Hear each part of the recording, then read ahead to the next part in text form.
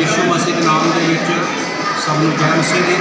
मेरा नाम pastor George और जो साडी मिनिस्ट्री का नाम है वे ऑफ हैवन चर्च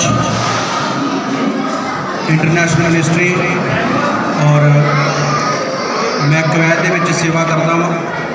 और अज जो परमेश्वर ने सानू ये मौका दिता वा कि असी श्लोक टीवी के माध्यम के राही जिन्ने भी दुनिया दे विच प्रभु दे लोग उन्होंने मेरे वालों जो क्रिसमस दियाँ और नवे साल दियाँ बहुत बहुत मुबारकबाद दिना वा।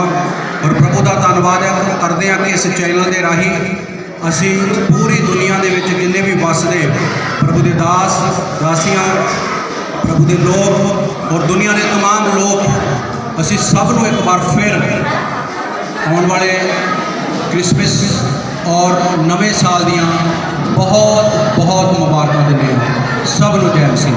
Thank you.